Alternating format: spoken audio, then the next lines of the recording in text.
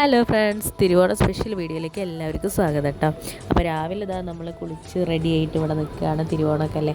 അപ്പോൾ ഫസ്റ്റിൽ നമ്മൾ ഇതാ പഴമാണ്, അത് നമുക്ക് പുഴുങ്ങണം.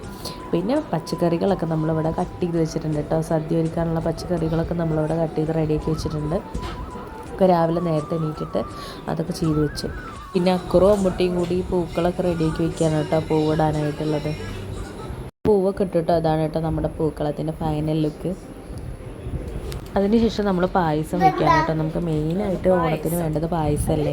അപ്പോൾ അതാ നമ്മൾ അടുപ്പ് കത്തിച്ചിട്ട് അതിലാണ് പായസം വെക്കുന്നത് കേട്ടോ. പായസം ഇങ്ങനെ ഇളക്കി കൊടുത്തുകൊണ്ടിരിക്കുകയാണ്. പാലട പായസമാണ് വെക്കണത്. എല്ലാവർക്കും പാലട പായസമാണ് ഇഷ്ടം. പിന്നെ ഇപ്പോഴും ഞങ്ങൾ പരിപ്പ് പായസമാണ് വെക്കാറ്. അപ്പോൾ ഈ പ്രാവശ്യം ഒന്ന് മാറ്റി പിടിക്കാമെന്ന് വിചാരിച്ച് ഞങ്ങൾ പാലടയാക്കിയിട്ടാണ്. അപ്പോൾ അതിന് വേണ്ടിയിട്ട് നമ്മളിതാ പാലട ഒരു മണിക്കൂറോളം നമ്മളതിനെ തിളച്ച വെള്ളത്തിലിട്ടിട്ട് അത് നന്നായിട്ട് കുതിരാനായിട്ട് ഇട്ടിട്ടുണ്ട്. അപ്പോൾ നമ്മുടെ പാല് തിളച്ച് വരുമ്പോഴേക്കും നമ്മുടെ ഈ അട റെഡിയാവും. നമുക്കത് അതിലേക്ക് ഇടേ വേണ്ടുള്ളൂ കേട്ടോ. അങ്ങനെ നമ്മുടെ സദ്യയൊക്കെ എല്ലാം അത് ഇവിടെ റെഡി ആയിട്ടുണ്ട് കേട്ടോ. നമ്മളിത് പാചകം ചെയ്യുന്നതൊന്നും വെറുതെ ഇട്ട് സമയം കളയണില്ല. അപ്പം ഇതാണ് നമ്മുടെ സദ്യ. അമ്മൂട്ടി കഴിക്കുകയാണ് കേട്ടോ. നമ്മളെല്ലാം അതും റെഡിയാക്കി. അധികമൊന്നുമില്ല. അവിയൽ, പയറുപ്പേരി, പിന്നെ അച്ചാറ്, പുളിയിഞ്ചി, മസാലക്കറി, ശർക്കരപ്പേരി, പിന്നെ നമ്മളെ പഴം, അങ്ങനെ അതൊക്കെ വിളമ്പി റെഡിയാക്കി വെച്ചിട്ടുണ്ട്.